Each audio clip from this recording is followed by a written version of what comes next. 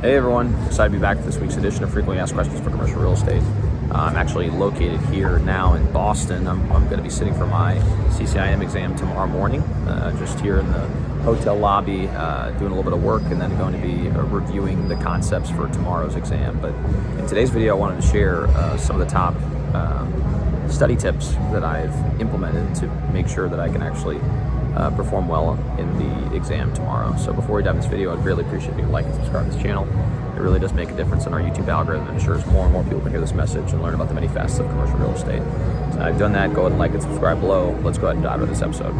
All right, so as far as the study tips is concerned, probably the number one recommendation that I have is to take the concepts review course ahead of the exam. Now, what the concept review course is a course offered by the CCIM Institute that goes over all the main concepts that you went over throughout the course of you trying to get your CCIM designation. So they'll dedicate a day to studying the concepts in 101. They'll dedicate another day to studying the concept in 102.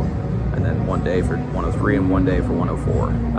And so it's a phenomenal course that you should definitely consider taking, because from my understanding, I spoke to many people who have gotten their CCIMs in the past, and they said that if you take the course, you'll be very well positioned to be able to get your a passing grade on the CCIM exam. And right now, the pass rate is roughly 70%. And a lot of the people who took the CCR courses are in that 70% group. And so I thought the course was phenomenal.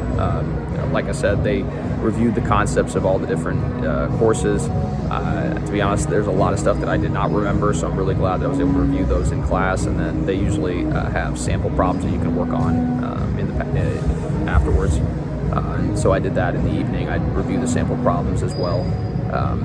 So that's the number one recommendation, is to take the CCR course. Number two is to practice.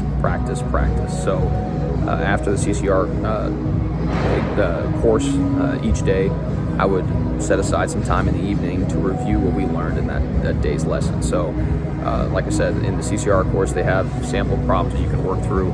If you decide not to take the CCR course, you can go back through the different exam books that you have and just practice different sample problems that are in those books. And so I dedicated about an hour at the end of the day to kind of go over these CCRs, or to go over these sample problems, to be able to make sure that I really understood the concept and solidified them as well. So that's number two, is to sit down and go through these sample problems to really hammer home the idea of what you're trying to learn.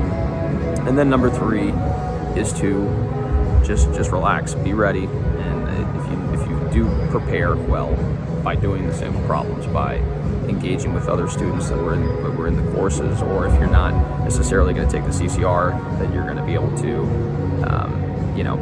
interact with people who are actually going to be taking the exam with you, to sit down and study.